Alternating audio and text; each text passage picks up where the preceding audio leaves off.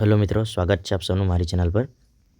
તો મિત્રો, આ છે ધોરણ 11 સામાન્ય પ્રવાહ આંકડાશાસ્ત્ર સ્ટેટ્સનું પેપરનું સોલ્યુશન. ઓકે મિત્રો, તો સૌથી પહેલાં તમે મારી ચેનલને સબસ્ક્રાઈબ ના કરો તો સબસ્ક્રાઈબ કરી દેજો અને બધા જ મિત્રોને શેર કરજો. કે વોટ્સઅપની ગ્રુપની લિંક આપેલી છે ડિસ્ક્રિપ્શન બોક્સમાં.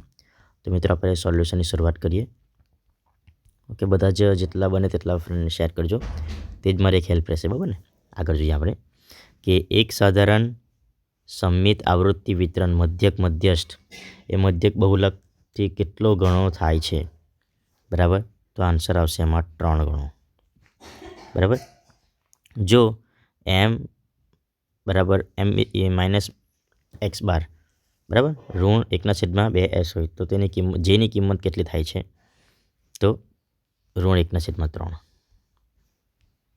નંબર 3 જોઈએ કે એક આવૃત્તિ વિતરણમાં મધ્યક એ બહુલક કરતાં 5 જેટલો નાનો છે. બરાબર ને?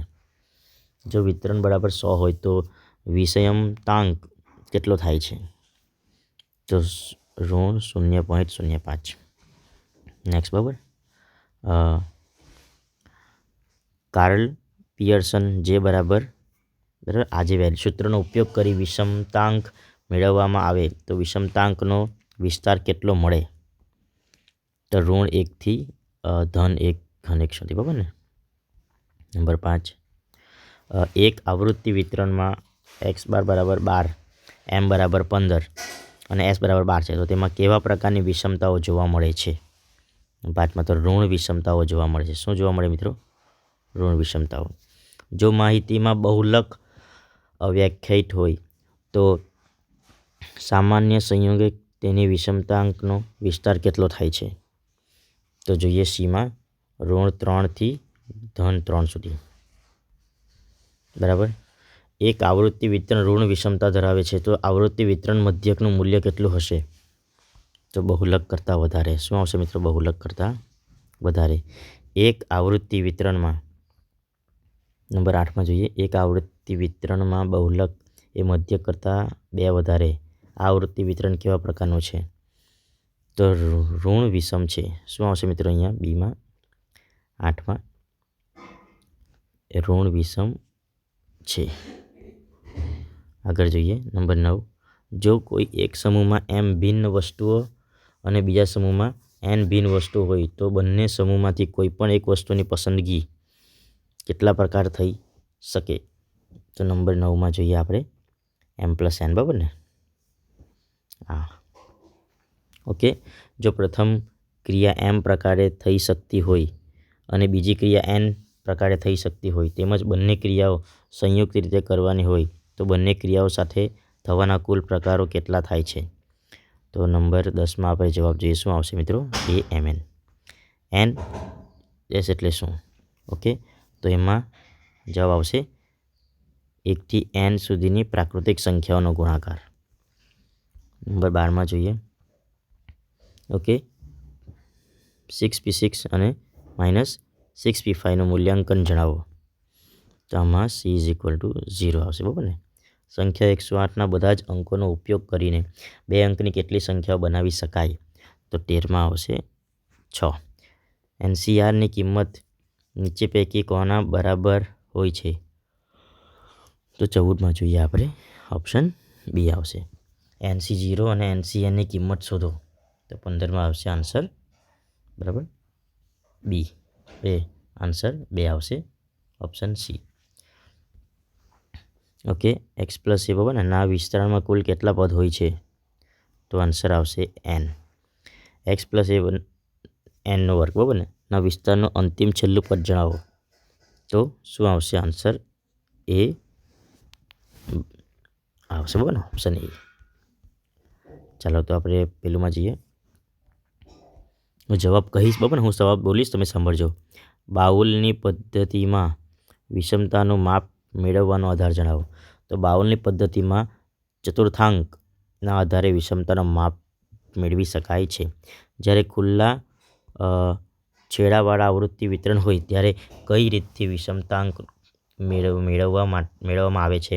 તો ખુલ્લા છેડાવાળા વિતરણમાં બાઉલની પદ્ધતિથી વિષમતાંક મેળવવામાં આવે છે. બાઉલની પદ્ધતિથી. બરાબર ને? એક આવૃત્તિ વિતરણના 3 ચતુર્થાંકો 42, 36 અને 40, તો તે આવૃત્તિ વિતરણનો પ્રકાર જણાવો. તો આ આકૃતિ વિતરણ ઋણ વિષમ છે. શું આવશે મિત્રો? ઋણ વિષમ. નંબર 4નો જવાબ જોઈએ. જો કોઈ આવૃત્તિ વિતરણમાં Q3, Q2 અને Q2, Q1 હોય તો આવૃત્તિ વિતરણની વિષમતાનો પ્રકાર કયો છે? તો મિત્રો આમાં આવશે ઋણ વિષમતા. આમાં પણ આવશે ઋણ વિષમતા. નંબર 5માં જોઈએ તો સમમિત શૂન્ય વિષમતા આવશે આમાં. સમમિત શૂન્ય વિષમતા. તો કાર્લ પિયર્સનની પદ્ધતિમાં વિષમતાનું માપ મેળવવા માટે કયા માપોનો ઉપયોગ કરવામાં આવે છે? તો કાર્લ પિયર્સન પદ્ધતિમાં મધ્યંક, સરેરાશ અને પ્રમાણભંગનો ઉપયોગ થાય છે. કઈ પદ્ધતિથી મેળવેલ વિષમતાંકની કિંમત વધુ વિશ્વસનીય છે? બાઉલની પદ્ધતિથી મળેલ વિષમતાંક વધુ વિશ્વસનીય છે ને, બાઉલની પદ્ધતિથી મળેલ. પછી અસમાન વર્ગ લંબાઈવાળા આવૃત્તિ વિતરણમાં કાર્લ પિયર્સન પદ્ધતિથી વિષમતાંકનો મૂલ્યનો વિસ્તાર જણાવો. તો શું આવશે? કાર્લ પિયર્સન પદ્ધતિમાં વિષમતાંકનો વિસ્તાર -3 થી -3 સુધી હોય છે.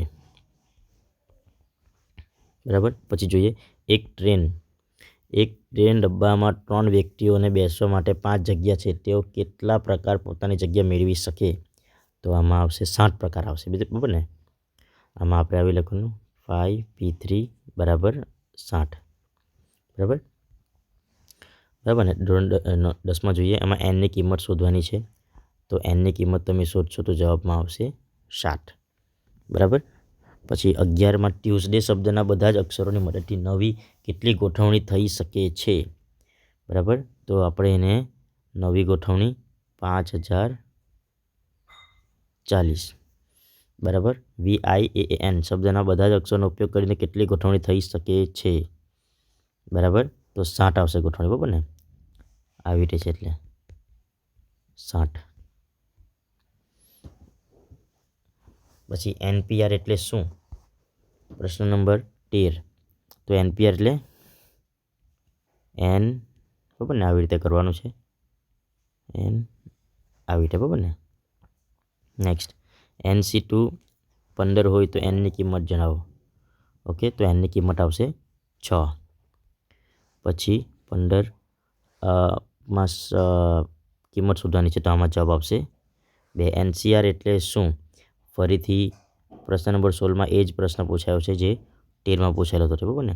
NC1 અને NCN -1 મૂલ્યાંકન. તો શું આવશે આમાં? n + n બરાબર 2n. બરાબર. પછી નંબર 18 જોઈએ. એ C60 C61 બરાબર તેનું મૂલ્ય જણાવવાનું હોય તો 2/6 બરાબર 64. બરાબર. 19માં જોઈએ તો n બરાબર 6 મૂકતા શું આવે? તો 1, 6, 15, 20, 15, 6, 1. બરાબર ને? આમાં આપણે શું વ્યાપક પદ જોવાનું છે. તો આમાં વ્યાપક પદ શું થશે? TR+1 બરાબર NC RXN -R. બરાબર ને? બરાબર. આમાં સહગુણક જો શોધવાનું છે તો સહગુણક આવે NCO NC1 થી NCN સુધી. પ્રથમ પદ શોધવાનું છે. પ્રથમ પદ આવે xn. બરાબર. સહગુણક જોવાનું છે તો 1, 4, 6, 4, 1. ઓકે મિત્રો. વિડીયો ગમ્યો હોય તો લાઈક કરો, શેર કરો અને આ વિભાગ સી તમે જોઈ લેજો. બરાબર ને? આ બધા પ્રશ્ન ઇમ્પોર્ટન્ટ છે. બરાબર. 15 થી 23 ચાલો પછી વિભાગ ડી. ઓકે તે પ્રમાણે. ઓકે મિત્રો. Thank you friends.